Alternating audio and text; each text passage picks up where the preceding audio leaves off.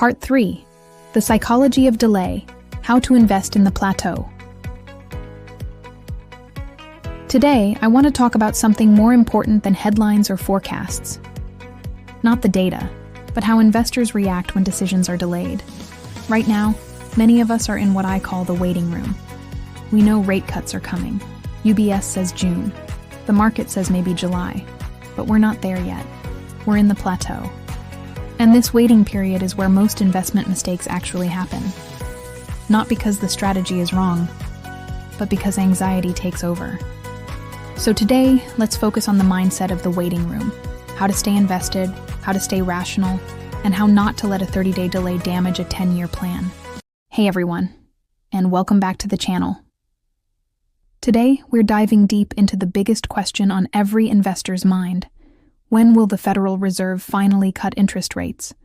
We just got the latest take from UBS, and it's a fascinating one. Despite some strong recent job numbers, they're sticking to their guns, saying that the overall trend of falling inflation is still intact. This means those rate cuts we've all been waiting for aren't canceled, they're just delayed. Now, I don't want to get lost in the weeds of the data today. Instead, I want to talk about the mindset, the psychology of what happens when major financial decisions get pushed back. It's a space I like to call the waiting room, and it's where we are right now. This is probably the most important part of our conversation. We know the Fed is going to cut rates. UBS is betting on June. The market is leaning more towards July.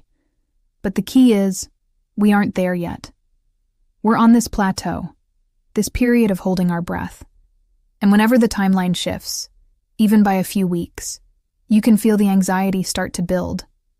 I see it in the comments all the time. People get antsy. And it makes perfect sense. As humans, we are fundamentally wired to hate uncertainty. We'd often rather get bad news right now than have to wait for potentially good news later.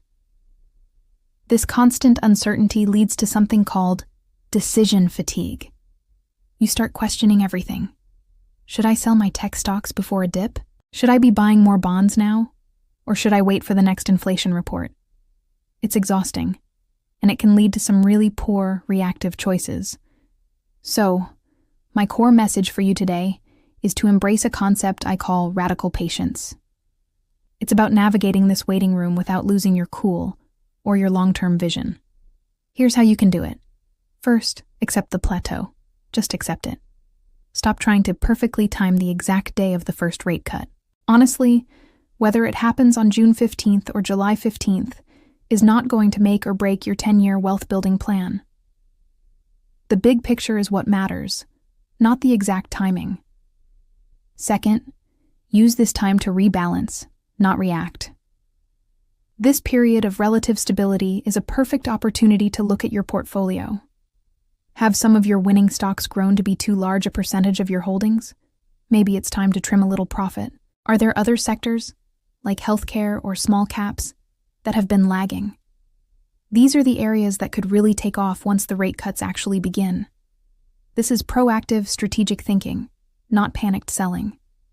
And third, practice good information hygiene. Especially on days with big economic news, you're going to be flooded with headlines screaming hawkish this and dovish that. It's a fire hose of noise designed to make you anxious. Just remember, the trend is your friend, and the long-term trend for both inflation and interest rates is still pointing downwards. Don't let the daily noise distract you from the bigger picture. Stay focused on the direction of the tide, not every single wave. Navigating a wait-and-see year can be tricky, but it's entirely possible to do it without derailing your entire strategy. It all comes down to patience and perspective. Thanks so much for watching today. I hope this framework helps you stay calm and centered in the weeks and months ahead. If you found this helpful, make sure to hit that like button and subscribe for more content. In our next video, we'll talk about how to take decisive action in this environment without panicking.